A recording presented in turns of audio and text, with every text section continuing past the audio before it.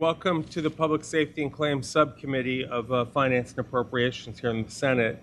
We're going to call patrons, but I'm going to start, though, with Delegate McClure. She has somewhere else that she's got to be soon. So why don't you come forward? We'll do your bills first. Thank you, Mr. Chair, members of the subcommittee. I also have, I have two bills.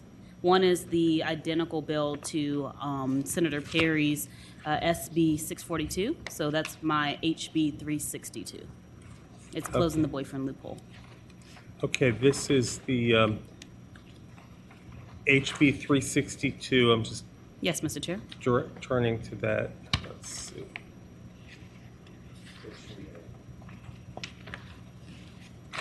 Okay, why don't you go ahead? All right, Mr. Chair, members of the committee, again, HB 362 is identical to Senator Perry's cognate, which passed this body, and it's just to create a new crime of assault and battery against an intimate partner by incorporating intimate partner into the existing definition of family or household member, so that any assault or battery against an intimate partner can now be charged as an assault or battery against a family or household member. And so this effectively closes the boyfriend loophole or the dating partner loophole when it comes to firearm possession. Mr. Chairman? Yes, Senator Marston. This bill is listed under similar, and you said it was identical? It's identical. So it did conform in committee, and it's identical to Senator Perry's now. Okay, thank you. Okay. Absolutely, Mr. Chair. Are there any questions or a motion? Second. Okay, there's a motion and second to report HB 362. Please signify your support by saying aye. Aye. Or opposed? Okay. That reports. Thank you, Mr. Okay, Chair. we've got one now. Okay. My next bill, Mr. Chairman, is HB 893. Okay.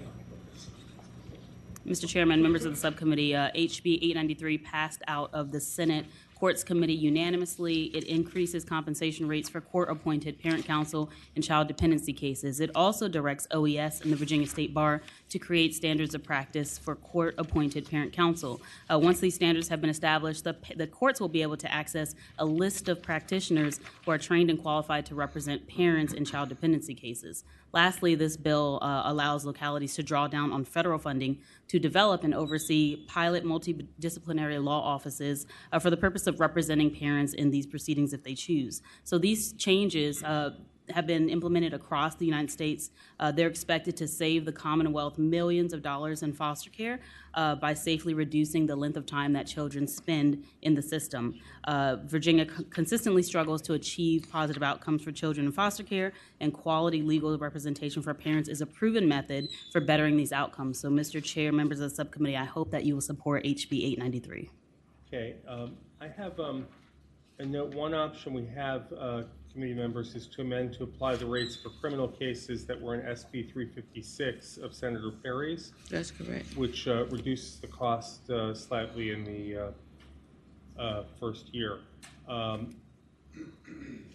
we need counsel to explain that just for reference? Mr. Chairman, I'll let Taylor jump in if she has anything to add, but essentially this just changes the rates for all dependency cases, child dependency cases, to $240, and then for termination of parental rights cases, it would be $445. So it's a similar approach to the House, but uses the rates from the court-appointed counsel criminal bill that is also moving through on our side. Are there any comments or questions, or is there a motion to make an amendment? Move the amendment. Okay, all in favor of the amendment, say aye. Aye. Aye. Any opposed? Okay, so now we have the amended bill before us. Move the bill be reported as amended. Second. Okay, motion and second. All in favor, please say aye. Aye. Okay, that bill reports.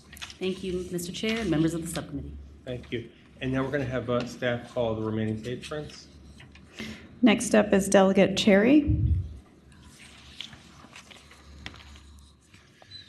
Good morning, Mr. Chair. I will direct your attention to House Bill 633.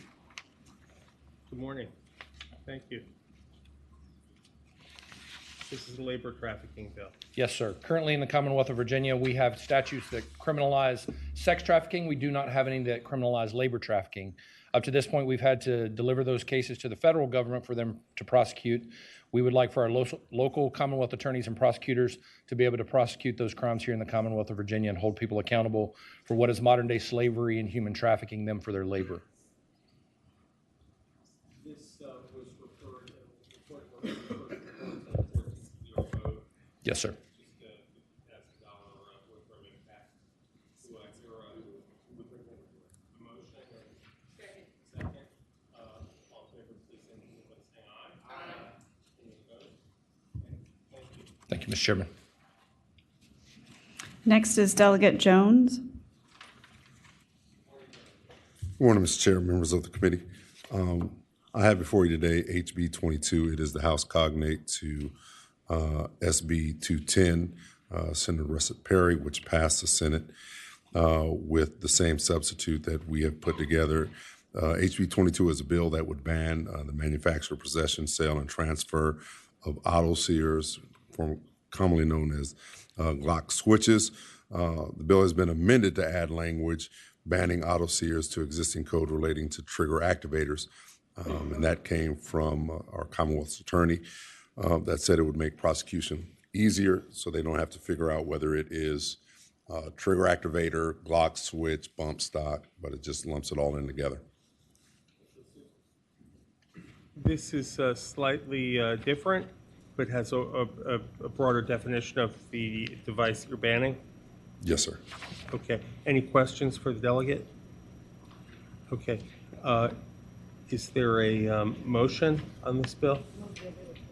Okay, there's a motion to report and second. All in favor, please indicate your preference by saying aye. Aye. Any opposed? No. Okay, one no. Okay, thank you. Thank you, Mr. Chair, members of the committee. Delegate Helmer.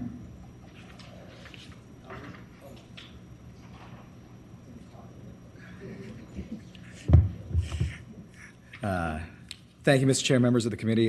Should we deal with HB 18 first? Okay. HB 18 is the cognate to SB 7, the hate crimes bill that passed unanimously by Senator Reeves out of this body. It simply adds the term ethnicity to the list of categories that are protected under our hate crimes legislation. I hope that And you this will- is identical to SB 7, which passed the Senate unanimously. That's correct. Is there a motion? And a second. Okay, all in favor, please indicate by saying aye. Aye. Any opposed? Okay, that bill reports. All right, thank you, Mr. Chair, members of the committee. House Bill 466 is in front of you. There is not a Senate cognate for 466. 466 is a concealed carry reciprocity bill. It picked up some thoughtful amendments here in the Senate. What the bill does is we have 22 reasons in Virginia for which you could be prohibited from having a concealed carry permit that have passed on a bipartisan basis over the years. What this does is require that the Attorney General certify that other states with whom we have reciprocity agreements by which, for instance, somebody could go out of Virginia who is a Virginia resident, get a concealed carry permit using lesser standards, that they meet our standards. I hope it will be the will of the committee to support the bill. Okay. Are there questions from members of the committee? Move to be reported. Okay, there's a motion and second. Is there a second? Second. Motion and second to report HB 466. Please indicate your preference by saying either aye. Aye. Or nay. Okay, one nay. Okay, thank you. Thank you, members of the committee. Next is Delegate Cousins. Okay, Delegate Cousins, you have, is it HB 1405? Yes. Good morning. Thanks. Good morning. So in its current form, this bill would require the DOC to create a procedure with jails and prisons and coordinate with the DMV to help incarcerated Virginians obtain identification before they're released. But I do have an amendment which I think will resolve the fiscal impact. So we've spoken with DMV, and by returning on line 38, this shall back to a may, that will eliminate the fiscal impact here. So the FISC associated with this bill accounts for additional staff that the DMV will need to implement DMV Connect programs in the jails. And by returning that section to permissive, we're eliminating the fiscal impact, and then hopefully the bill can live. Okay. Are there questions for Delegate Cousins? We have an option to amend the bill to make it permissive, or we could, another option would be to carry it over and direct the comp board to study it in the interim. Are there thoughts on the amendment? Well, as we discussed it several times, it appears that the carry over with a letter to the board to survey jails seems to be the better option than passing it by indefinitely. Okay, so I'll take that. Carry it over with them. Yeah, Mr. Chairman, if I could add to what Yes, Senator Senator. Lucas said, just making it may, if they did use the option, then it might have a fiscal impact, and I don't think that really helps the bill too much. So I think I would go with what Senator Lucas is originally recommending. So I think that it's a motion and a second to carry over and direct the comp board to study the interim. We'll go ahead and vote. That's the motion. That's the motion. All in favor, say aye. Aye. Any opposed? Okay. Thank you, Delegate. Thank you. I know Delegate Rasool has a committee to chair, so why don't you come forward next and tell us your bill number? Thank you, Mr. Chair, members of the subcommittee. We have a substitute to the bill. Okay. Move substitute. Second. There's a motion and a second for the substitute. All in favor of adopting it will say aye. Aye. Any opposed? Okay, the substitute's before us, Delegate. Mr. Chair, members of the subcommittee, the substitute before you made some changes as requested by Virginia courts to ensure that it removes the FIS provision around this. What you have before you is House Bill 803, which is a juvenile expungement bill that says that in many cases, a juvenile who commits a crime, certain crimes, would have those records expunged at the age of 29. 29. Okay. And it eliminates some serious, not every crime, some of the most serious crimes are still included. Mr. Chair, members of the subcommittee, as you can see in the substitute, there are a number of them are enumerated here. These are the exclusions that would not be allowed to be expunged. Okay. Are there any other questions or motions? Mr. Chairman, Senator McDougall? maybe this is for Taylor or Delegate Rasool. There's, I guess we list out typically two different code sections, one with violent offenses that are the most violent and one that, a secondary one that we consider violent. Which ones are we excluding off of that secondary list?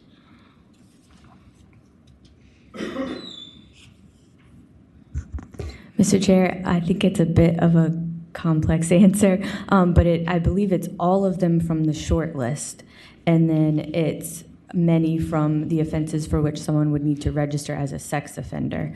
So that's where the list comes from. So it's not all of the large list in 17-1-805, but it is all of the act of violence 19-2-297.1 list, and then some offenses for which a juvenile may have to register as a sex offender. Mr. Chairman? Yes, Senator McDougall. So are there some offenses that you would have to register as a sex offender that are not on this list?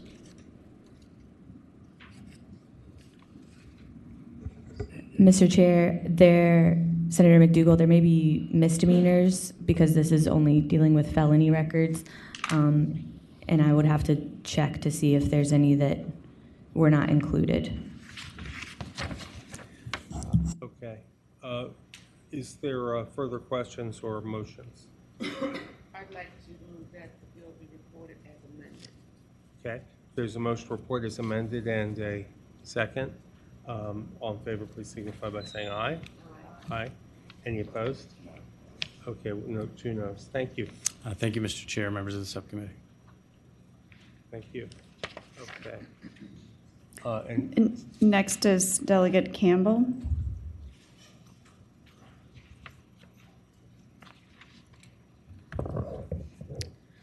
Good morning, Mr. Chair, committee. Before you is HB 62, which is conformed to Senator Stanley's SB 93. This would allow localities to create a registry for those who've been convicted of felony animal abuse. This would only capture the worst crimes against and since those felony thresholds are very high, it's a hard bar to reach.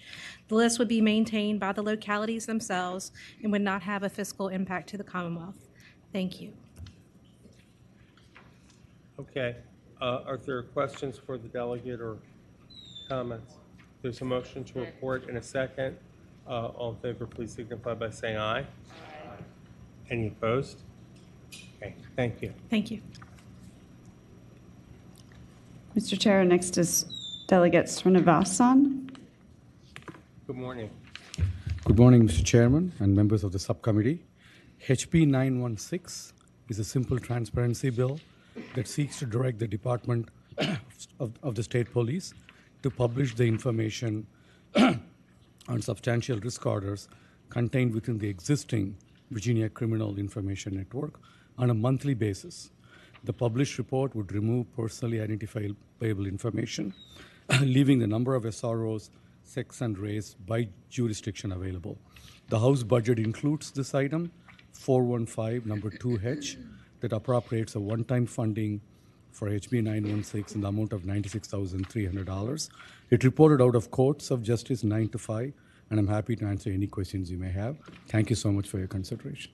Okay, are there any questions before we turn to this bill resolution? This is 916 on your cheat sheet. It's on page 14.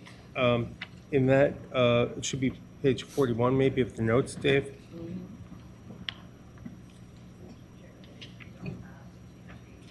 I'm sorry. Only the chairman has the cheat sheet. It's page 41. Page 41. Page 41.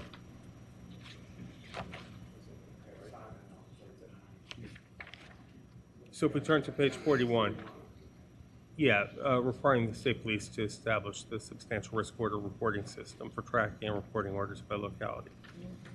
Okay. Unless there are other questions, I would entertain a motion. I just have one question, Mr. Yeah. Mr.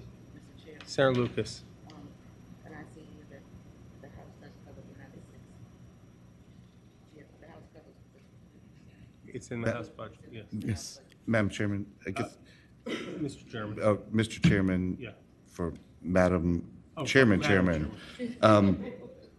are we making any decisions or targets on funding, or if it's just in the House budget, or we? No, if it's just in the House budget, they're gonna have to fight for it.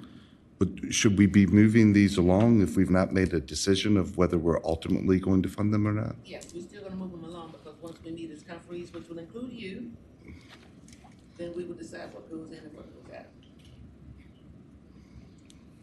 See how much the House wants to trade. Well, Madam Chairman, I guess my question is, should we move them out of the Senate before we make that decision? We still should move them into Okay. conference. Okay. Okay.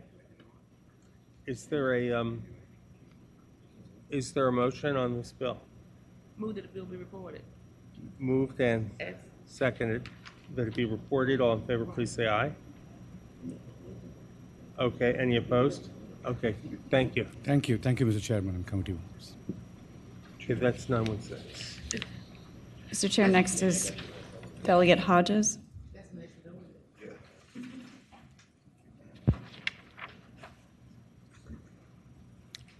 Delegate Hodges had 1187, which is identical, I believe, to Delegate Pillion's bill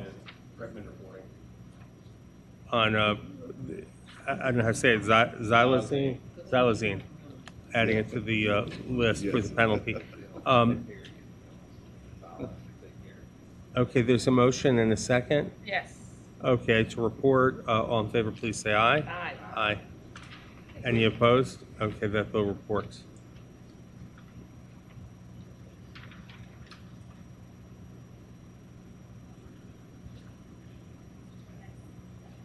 Mr. Chair, next is Delegate Sickles.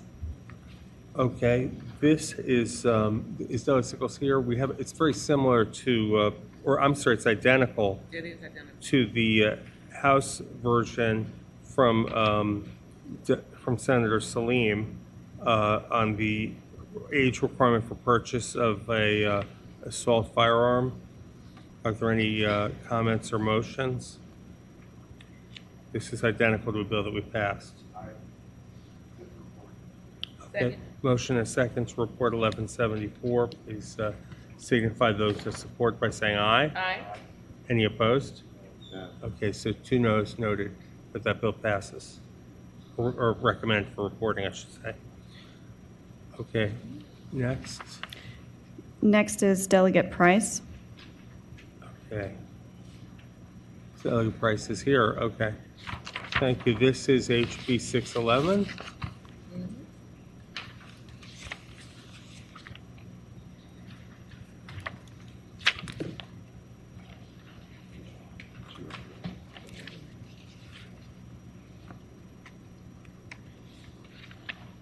Good morning. Mr. Chair.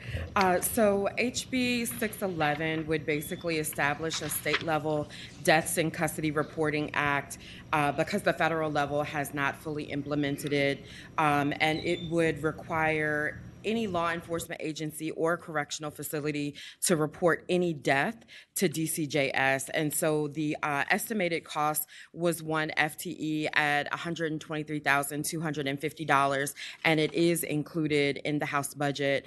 So we thought it was a relatively small price to pay in order for us to have all of the details we needed for any death that occurred in our state in custody.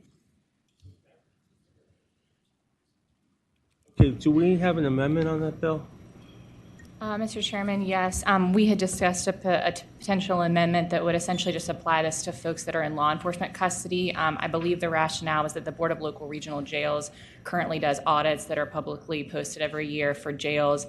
And we also have a Department of Corrections Ombudsman bill, and they're going to look at aggregate data on deaths in correctional facilities. So we were going to limit this to individuals who are in law enforcement custody is the discussed amendment. Mr. Chair, might I say that currently that is true that they have to report some deaths, but they do not have to report all deaths. There are certain instances where it is subjective whether or not that death has to be reported. And in a lot of these cases, we are only finding out what actually happened if a journalist can get through to get information through FOIA. And so I think while I'm happy to do whatever will move the bill forward, I think that significantly undermines the point that from the moment that you are detained by law enforcement all the way through to the end, we spoke with sheriffs, we spoke with the local and regional jails, and we took out the part about them creating, I guess, any management of them. But it is important for us as legislators to know about all deaths in the state, in my opinion.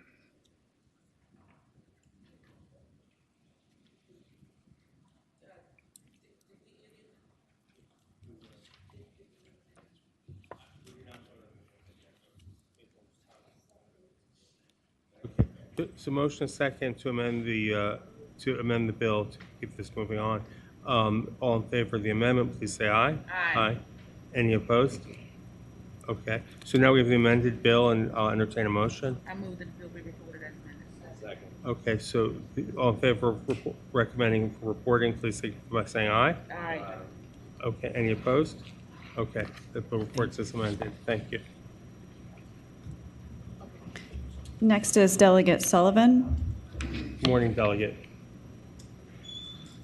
We had, I think, 3 bills. Morning, Mr. Chair. I have 3 bills. Where do you want to start? 640? That'd be fine.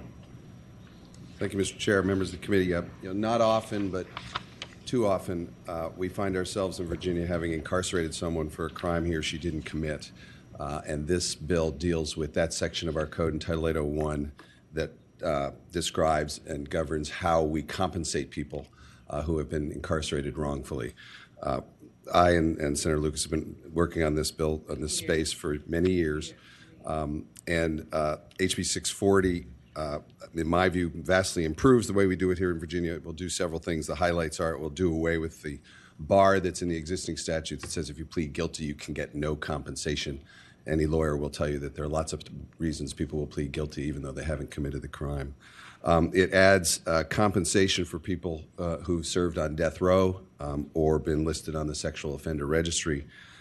It replaces the way we pay the money with a lump sum rather than an annuity over the person's lifetime, which is, among other things, terribly paternalistic. It adds reimbursements for fines that are paid and things like that. It does away with a bar or a subsequent conviction or bad conduct where you would, should you do something else later in your life, you would forfeit the money that was paid for you to you earlier. That's out of the bill. It makes clear that someone's estate can make a claim, but it does retain the requirement, Mr. Chair, that if you are a recipient of this money, you must release the Commonwealth from any further claims for your wrongful incarceration. So that's HB 640. Thank you. I do have one, there's one provision about the non-monetary rewards, and I think we would have a bit less pause if we were to amend the bill to remove the non-monetary rewards. Mr. Chair, obviously that's up to you in the committee. That was put in simply because these folks, several come to mind that I've dealt with over these years. One gentleman was in jail for over 30 years. They come out needing all sorts of extra assistance. The language on lines 77 to 79 would simply give the General Assembly the option of helping one of these people should they need extra compensation for counseling or housing assistance.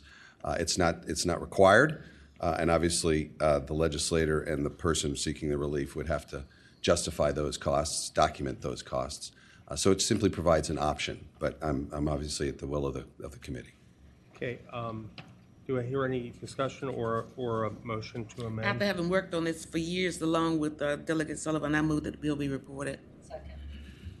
Okay, there's a motion and a second to report the bill as is. All in favor, please say aye. Aye. Any opposed?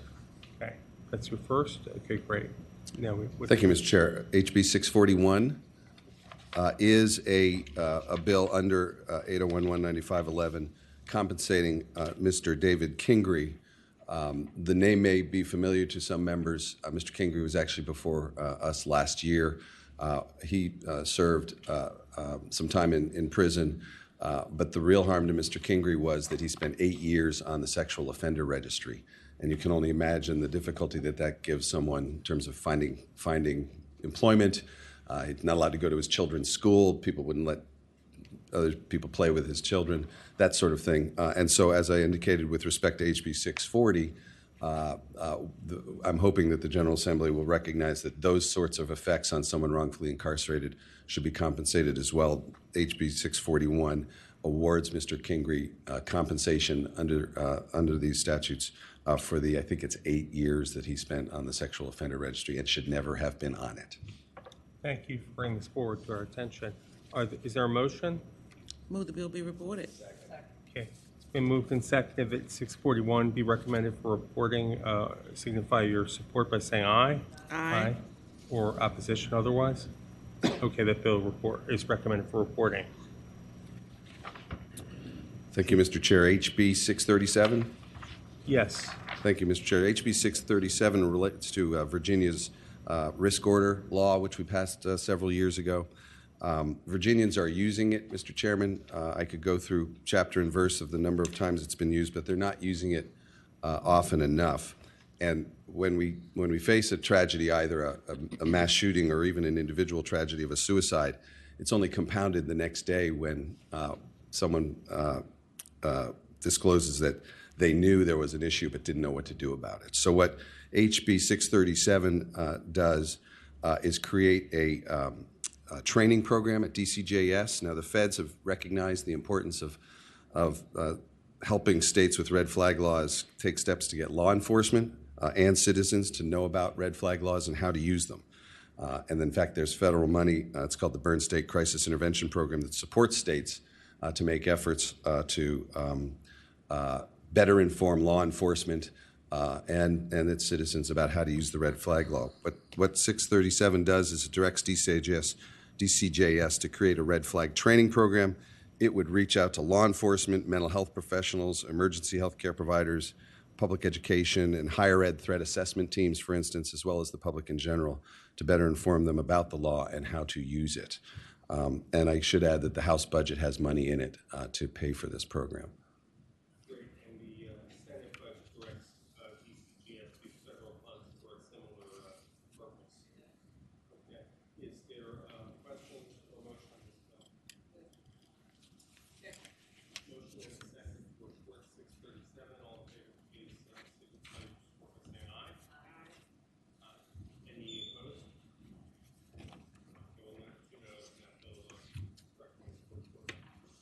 Thank you, Mr. Chair, members of the committee.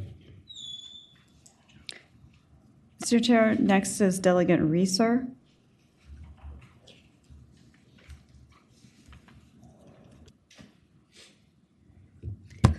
Good morning, Mr. Chairman and members of the committee. I am presenting to you today HB 102. May I speak to the bill?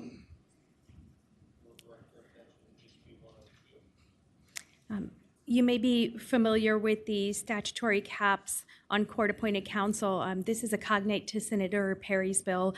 I'd be happy to speak to the substance of the bill, although you have seen it already. It passed your chamber unanimously, so I just want to be mindful of your time and what information would be helpful for you to have from me.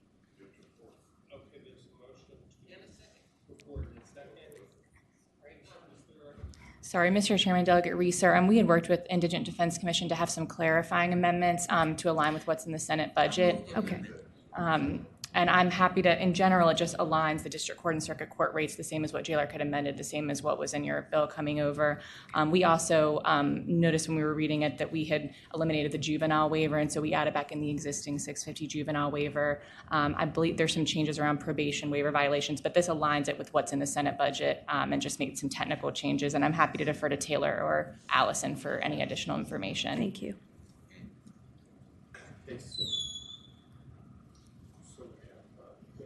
I'm happy to answer any questions if the committee needs clarity, but most of the changes were technical in nature to make sure that the payments and fees are consistent between district court and circuit court for the same types of cases. Okay. So first we need to adopt committee substitute. There's a motion and a second, and all in favor of that will say aye. Aye. Any opposed? Okay, then we entertain a motion to first bill. And a second. Okay. So the vote is whether or not to recommend reporting. All in favor, please say aye. Aye. Any opposed? Okay, the bill is recommended for reporting. Thank you, Mr. Chairman, members of the committee, and the staff. Mr. Chair, next is Delegate Glass.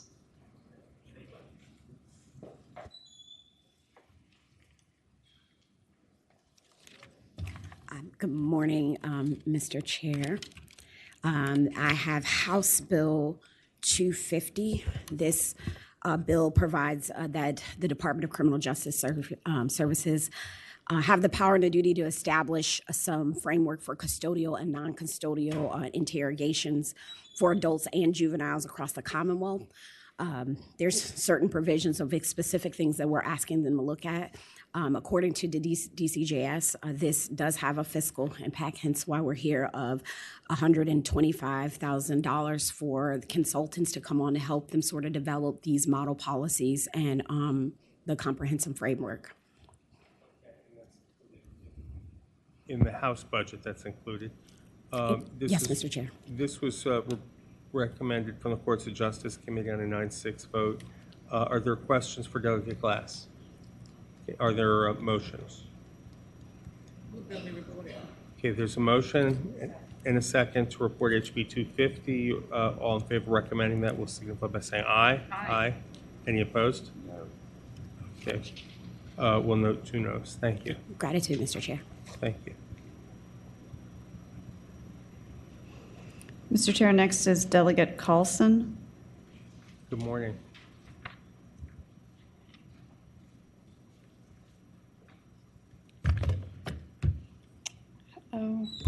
Hello, Chair. I have 2 bills before you. I'm not sure which one. Why don't we start with HB 454, the identical bill to Senator Deeds on prohibiting firearms at higher education institutions? Thank you, Chair. As noted, that is an identical cognate to Cree Deeds bill that went through. It bans Senate Bill 383. It bans guns on college campuses. There is a FIS attached to it because it creates a new penalty. And I would ask that you report the bill favorably. I'm happy to answer questions if you have them. Thanks. I note there's an exception for people engaged in military training on the campus or in an authorized activity or representing the Commonwealth at an event. Is there a motion on HB 454 that we've reported before? Okay, moved and seconded that we recommend HB 454 for reporting to the full committee. Please signify your support by saying aye. Aye. Or opposition? Okay, we'll note 2 noes. Okay, and then you have another bill. Thank you, Chair Evans. So the other bill is a little bit more complicated. There was a Senate companion, Senate Bill 80 through Senator Favola. It is House Bill 457. It provides incentives for mandatory reductions in probation periods with the goal of guiding pro-social behavior and ultimately reducing recidivism. It's not a new proposal. It's been demonstrated in several other states, over 24, and it has been shown to be a cost saver in those states because it ultimately can reduce the probation population. And I would like to note on the financial side, it does not require the creation of any new programs or incentives. The person on probation has to go seek those out in the community or what is already available. It does not require any additional check-ins by probation officers. They can assess whether or not these criteria are being met at their existing check-ins. And there is no requirement for additional hearings. There is no appeal. If the probation officer thinks the criteria has been met, he can reduce probation. Yeah. This bill, this Senate cognate was amended to be a study and then passed the Senate unanimously. And I'd entertain motions or comments. I recommend the bill be reported. Do you want it to be in the same posture as votes? Yes. So first we'd need to conform it if we're doing that. My motion that is to move to conform. Okay. So all in favor of conforming to SB 80 would signify by saying aye. Aye. Any opposed? Okay. So now we have it as the study similar to Favola's bill, or the same. And there's a motion to report as conformed in a second. Okay. So all in favor, please signify by saying aye. Aye. Any opposed? Okay. Thank you, members of the committee. So Sickles, we reported one of your bills, the one that was identical to on the age limit. You do best work when you don't show up. I know, for sure. Okay. Mr. Chair, next is Delegate Delaney. Okay. Good morning. Good morning, Mr. Chair and committee. I have HB 1268. Okay, we'll direct our attention to HB 1268. So this bill would allow probation and parole officers. I keep saying patrol. It's so funny. The last time I had this bill up, I don't know what my brain does when I see the word parole. Probation and parole officers to refer probationers directly to the Community Corrections Alternative Program, which is known as the CCAP. This would allow an earlier intervention and a timelier utilization of the CCAP program as a resource to reduce risk. It provides education, career development, and treatment services. This allows probation and parole officers to utilize this more efficiently and effectively to address the supervisee's risk and treatment needs prior to accumulation of technical violations or supervision or a new criminal offense. And this is particularly essential with the opioid epidemic ongoing. There's a need for substance use disorder service for probationers, along with a limited number of service providers throughout Virginia. CCAPs can better serve as a substance abuse treatment referral. Thank you. I point out this bill was unanimously recommended by the Committee on Rehab and Social Services and has an indeterminate, likely minimal fiscal impact. We didn't actually request the bill. I don't know, it came here maybe by mistake, but it seems like there was unanimity in the Committee of Origin on it, and I would entertain a motion. Okay, there's a motion and a second to report. Please signify your support for that recommendation by saying aye. Aye. Or opposition by saying nay. Okay, Thank you. Thank you, Mr. Chair. Thank you, committee. Mr. Chair, next is Delegate Hope. Okay, Delegate Hope, good morning. Good morning, Mr. Chairman. I have several bills. Do you want to go through numerically? Is that the best way to Whatever, yeah, proceed? that'd be fine. House Bill 73, we'll start there. This bill has to do with dismissing eviction cases. Usually when a case is dismissed, it means that you've fully paid off the rent, but we want to try to expunge that from your record because it can be a challenge for you to get rental. And so it just clarifies that you'll be expunged from your record if the case is dismissed within 30 days or non-suited within 6 months. And so that's what it does. And this was reported and referred from courts on a 12-to-1 vote. Are there any questions for Delegate Hope? Recommended bill be reported. Okay, there's a motion to recommend the bill be reported and a second. Okay, committee, all in favor, please say aye. Aye. Aye. Any opposed? Okay, that bill is recommended for reporting. Next bill, Mr. Chairman, is House Bill 172.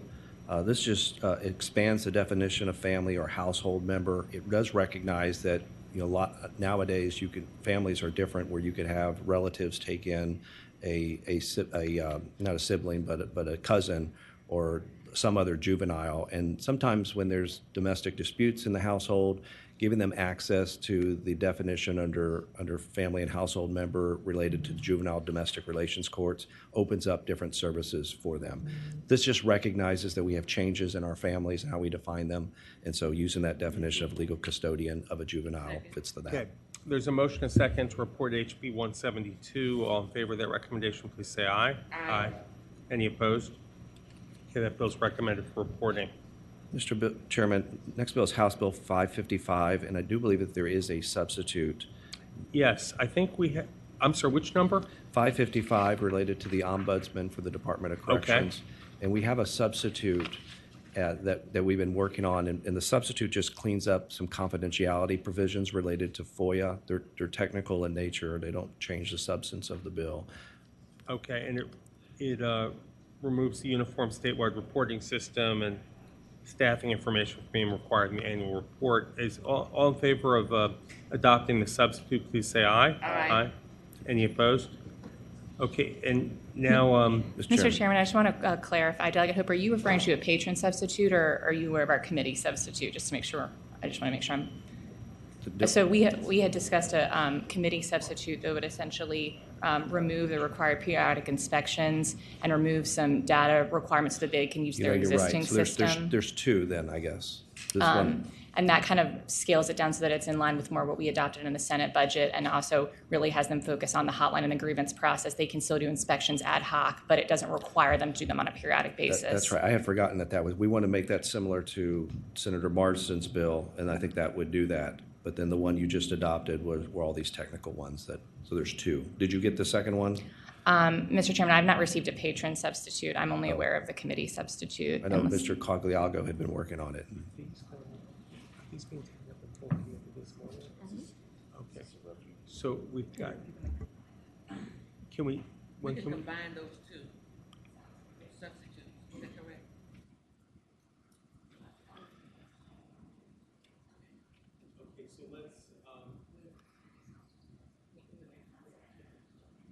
Okay, so let's, can we move the committee substitute with patrons changes? There is a motion, so I'll second that. And that motion was to do committee substitute with the patrons amendment. Okay, all in favor say aye. Aye. Any opposed? Okay. And this, we have very similar, with perhaps tweaks to Senator Martin. That's 37-2. Entertain a motion to recommend reporting. Okay. Moved and seconded to recommend reporting. Please declare support by saying aye. Aye. Any opposed? Okay, that's recommended for reporting. Thank you, Mr. Chairman. The next bill I have is House Bill 797. And what that does is whenever you apply for a concealed handgun permit, it will require live fire training, so have some actual training to fire a weapon. That's the first thing the bill does. And the other thing the bill does, it removes references in the code to the National Rifle Association. Okay. I have, I understand there's a committee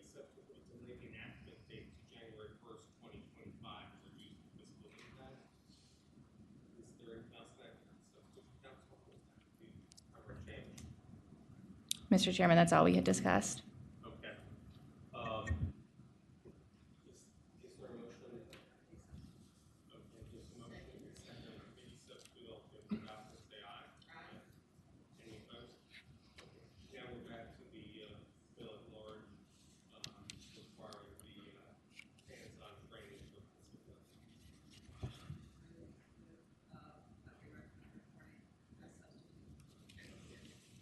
Okay, there's a motion and a second to recommend reporting be secret by those who support by saying aye. Aye. Those who oppose, say otherwise. Okay, that bill is recommended. All right. Next bill, Mr. Chairman, is House Bill 798. What this would do is it would say that if you're convicted of a misdemeanor of assault, battery, or stalking, those are crimes that we have determined that have most likely will lead to violence. If you're convicted of those crimes, you would lose your right to possess a firearm for 5 years after conviction. The 15 states already have very similar prohibitions on firearm possession after a violent misdemeanor. 8 of those states actually go further. They impose an indefinite ban. This is just a ban for 5 years. Okay. Is there questions or a motion on HB 798? Second. There's a motion and a second to recommend supporting 798. Signify your support by saying aye. Aye. Any opposed? Next bill, Mr. Chairman, is House Bill 799. This is also in the concealed handgun permit application that when you submit your permit, you have to submit your fingerprints. This used to all be the law in the past, and it was changed by, but recommended, I think, of the state police. But this was, fingerprints were already the law. It's just to make sure that nowadays when you show your driver's license or you have a social security number, we make sure that the person that's actually doing the application for the permit is actually the person who they say they are. And that's all the bill does. Interesting, a committee substitute that would add an application fee to cover any costs. Is that right, counsel? Right, counsel? Mr. Chairman, that's correct. Okay, so is there a motion on the committee substitute? Okay, there's a motion and a second. Second for the substitute, also signify by support by saying aye. Aye. Any opposed? Okay, who opposed to adopt the committee substitute? If that's adopted, now it's a larger bill for us. Okay, motion to recommend supporting the substitute. All in favor, say aye. Aye. Any opposed? Mr. Chairman, my final bill, House Bill 838, has to do with expungement, amending our expungement law. It's really clarification more than anything else, and it's very similar to Senator Servell's bill, Senate Bill 504. This came from a couple of Supreme Court cases over the last year that needed clearer definition of otherwise dismissed. You know, sometimes prosecutors will overcharge someone, and if they're found convicted of a lesser offense, the underlying higher charge is still in their record. And so the Supreme Court needed some direction of what we meant when we meant to expunge records for otherwise dismissed. So this clarifies that provision of what otherwise dismissed. The other thing it does is it replaces the language when you're trying to, the court is trying to entertain whether to remove these, expunge these records, the definition of manifest justice. And we included language that the phrase that if it's a hinder to obtain employment or education or credit and the like, that would be something that would be considered by the court to expunge a record. Mr. Chairman. Yeah, yes, first. His is broader. Oh, this, okay, Senator McDougal had a question, then I'm going to go to Senator Lucas. Mr. Chairman, I do think that, and we discussed this in courts, these are two very separate things. The first part, the expungement for the initial charge, I think there's probably relatively universal agreement. The second part, that is a hindrance to employment, is probably where there's some substantial disagreement in this one. But I do think it's, if I recall correctly, Servell's bill was much more expansive than what this is. This is significantly more limited. Okay, Senator, Chairman Lucas. Yeah, I'm thinking, and I don't know if the page will be agreeable to this, but could we Um, Or would that be advised? Madam Chair, just a point of discussion. So Virginia State Police, I believe with Senator Charbonneau, I believe Delegate Hope, had raised concerns that the bill as it is now, if we don't do delayed enactment to July 1st, 2026, it's going to delay their implementation of their criminal record system, which is necessary for implementing our existing criminal sealing law on July 1st, 2025. So that is our understanding from state police, that if you keep the bill as it is, and if you do a delayed enactment of July 1st, 2026. So I think what I'm hearing is the first thing is if we delayed enactment till July 1st, 2026, we would avoid a problem with the existing sealing process. I think there's some debate on that, and I know that we've had some back and forth emails with them, and there's some concessions that because we're going back to what we believe was the original intent of the law to open this up. I think my version is much more narrow. I would like to keep them separate because I think Senator Servo's bill is a little bit more controversial. Mine's a lot more agreement into it, and I would like to keep them separate there. We can work this out if whatever the subcommittee wants to do in terms of the delayed. I'm happy to work with. It gives us a little bit more time. We can go into conference if we can't sort it out. I don't believe that it needs the extension. Madam Chairman. Madam Chairman, I think there's probably, when you break it out, there's probably three separate things. If you just expanded the eligibility, it's probably no cost because you're expanding eligibility, you're not doing requirement. The cost probably comes in the second piece of the shall expunge all the things based on manifest injustice, and there's going to have to be some determination of those. And then there's the records piece, which is what the state police has indicated. I've not been in recent conversations, 2 weeks, about that, but I do know that they were concerned. But I do believe Delegate Hope is right that well, there's some portions of this that at the end of the day could have a different result than what Servels does. So if he wants the possibility for a different result, it probably ought to be separate. Yes. I agree, Mr. Chairman. Senator McDoodle. Okay, so the question is, first off, should we delay the enactment until July 1st, 2026 to make sure that we don't have a problem with the existing sealing process? Mr. Chairman, Madam Chairman, my thought is we probably, for this right now, we probably ought to do that. As this works continue through the process, that could be something that you ultimately might relent on, but at this stage, you might want to continue that. Mr. Chairman, I'm comfortable with that. Okay, so I'll take that as a motion in a second to add a delayed enactment to July 1st, 2026. Please signify your support for that by saying aye. Aye. Or opposed, say no. Okay, so now we have delayed enactment in the bill before us. Mr. Chairman, I'm not going to support this in the way it is currently, but I do think there's a portion of this that we probably could all agree on when it, as it works through the process. Yes.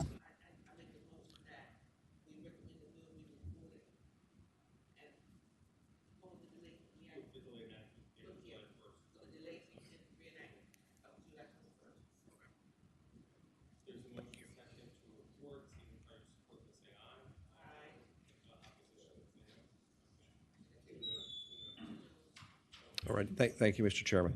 Appreciate it. Thank you. Mr. Chair, next is Delegate Siebold. Good morning. Good morning, Mr. Chair and members of the committee. Hi. HB 45 is a technical bill that simply clarifies the original legislative intent of the earned sentence credit, which passed in 2020 by this body to incentivize good behavior and rehabilitation for people who are incarcerated. That original legislation indicated a person who qualified for ESC was eligible for the entire sentence.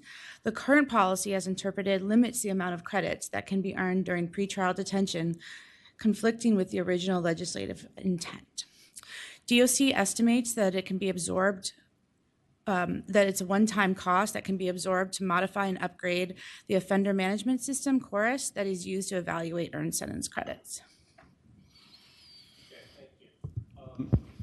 There was a question about the enactment clause added in rehab and social service that makes the bill retroactive. If we added a delayed enactment to January 1st, 2025, it would reduce the impact. Is that right, Council? Mr. Chairman, so yes, there was an amendment adopted in rehab and social services that made this retroactive. Since it was just adopted, we don't really have information from the Department of Corrections on how much this would cost. And as you all know, often earned sentence credit changes can have costs. So there's just uncertainty around the retroactive piece of this bill at this time. Okay. Is there a motion on that? On the delayed enactment? Yeah, to add a delayed enactment of January 1st and to remove the retroactivity. So move, Mr. Chairman. Okay. You're moving the retroactivity and adding the delayed. Yes, getting rid of the retroactivity and adding delayed enactment. All in favor of that motion will say aye. Aye. Aye. Any opposed? Okay, now we have the bill back before us. Move that the bill be recommended for reporting with the delayed enactment of January 1st, 2025. Okay, there's a motion and a second. Please signify your support by saying aye. Aye. Aye. Or opposition? Okay, so 2 opposed. Okay. Thank you. Thank you, Mr. Chair, members of the committee. Mr. Chair, next is Delegate Simon. Okay, good morning. Good morning, Mr. Chairman, members of the subcommittee. Great to see you all this morning. Good to see you. I've got 3. Where do you want me to start? You want to go in numerical order? I think 2 of them are yours, Senator Eben. They're very similar Sure. to Do yours. you want to do the identical ones first? Yeah, so House Bill 173 is the ghost guns bill, and I think that's identical to your bill. And the funding is in, Woodrum impact is in both budgets, I understand. Second? Okay, motion and second to recommend 173 for reporting. Please signify your support by saying aye. Aye. Oh, wait, I Or gotta vote. opposition? Okay, that reports. Thank you. 175 is also, I think, yours, and that has to do with carrying firearms. I don't know if this needs to be conformed to yours. I know that there's some slight differences. I think we adopted your definition of assault firearms in the House, and I'm happy to have mine conform to yours, Senator Eben. Let me ask counsel if there are other differences, but I thought that you had provided the exception for cadet corps that we had added in the House. I think they're now identical. Is that correct? So there's no conforming necessary. Okay. This is the public carry of assault weapons, assault-style weapons. Is there a motion to report? And second. Okay, so we'll vote on recommended reporting of HB 175. Please signify support by saying aye. Aye. Or opposition by saying no. Okay, so 2 no's to that, but that passed. Recommend reporting. And then, Mr. Chair, there was House Bill 183, which is very similar, I think, or identical to Senator Boysko's bill on safe storage of firearms. Requires folks that have minors or other prohibited purchasers in the household to keep their guns locked up safely. Yeah, and that is identical now. Yep. So is there a motion to report HB 183? So move, Mr. Chairman. Okay. Motion and second to recommend reporting. All in favor, please say aye. Aye. Any opposed, say no. Okay. Thank you, Mr. Chairman. Okay, delayed no's.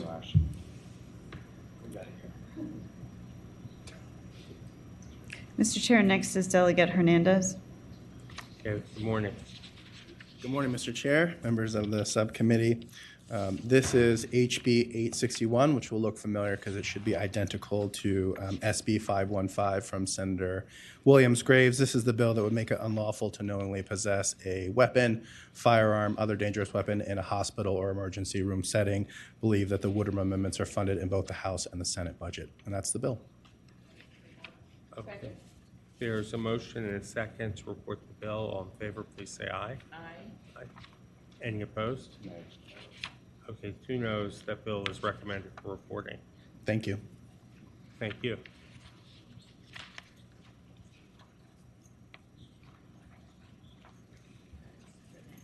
Mr. Chair, we have Delegate Hayes. Okay. I don't know if he's in the room. Yeah. Delegate Judge Delegate- Cole is here. Okay, Delegate Cole?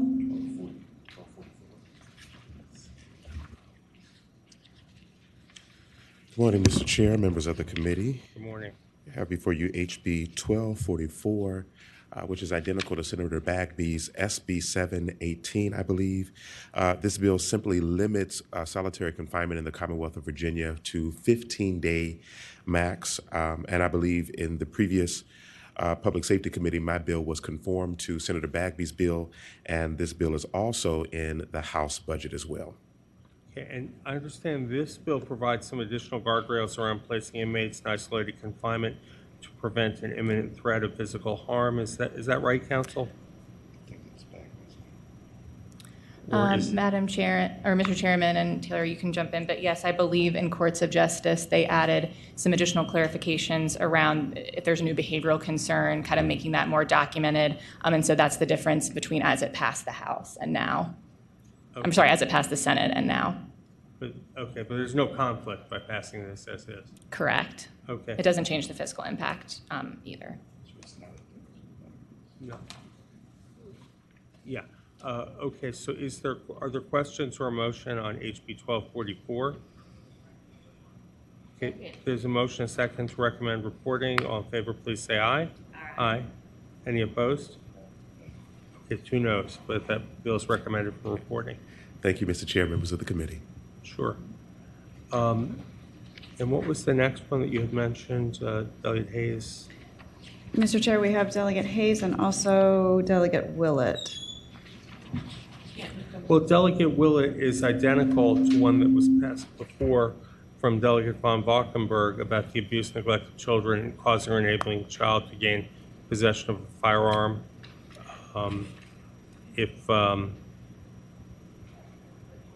Okay. There's a recommendation, a second to recommend reporting for HB 36. All in favor, say aye. Aye. Those opposed, say otherwise. Okay. That's recommended for reporting. Is that the same as? Von Valkenburg's. Is that our language or? Is that includes our language? Okay. Yes. Yes. Okay, so that's unanimous.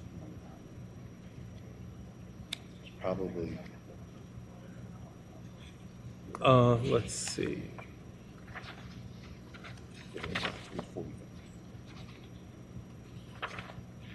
Okay, Delegate Willett has 1246 as well. Is that right? Mr. Chairman, this bill, HB 1246, is identical to a bill from Senator Bagby that's passed the Senate 40 yes, 0 no. It deals with DCJS, establishing training standards for communicating with individuals with intellectual or developmental disability, and it's in the Senate and House budgets. Okay, and this passed unanimously, passed the Senate. There's a motion, a second to recommend reporting. All in favor, say aye. Aye. Any opposed? Okay, that bill is recommended for reporting. Yep. Let's see, Hayes. Mr. Chairman, Delegate Hayes' bill HB 1195 is identical to Senate Bill 273 from Senator Subramanian, which passed the Senate 21 yes, 19 no. It prohibits selling a firearm until at least 5 days have elapsed from when the prospective purchaser has completed the written form consenting to the criminal history record check. Okay. There's a motion and a second to recommend reporting this bill. All in favor, please say aye. Aye. Any opposed? Okay, 2 noes are noted, but the bill is recommended for reporting. Okay, does that complete our docket?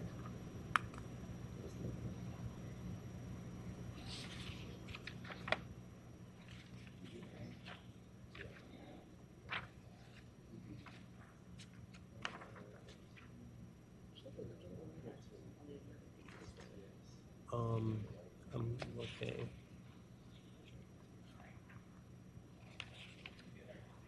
Okay. Yeah, I guess I just didn't check off the eliminated session, but we did do that.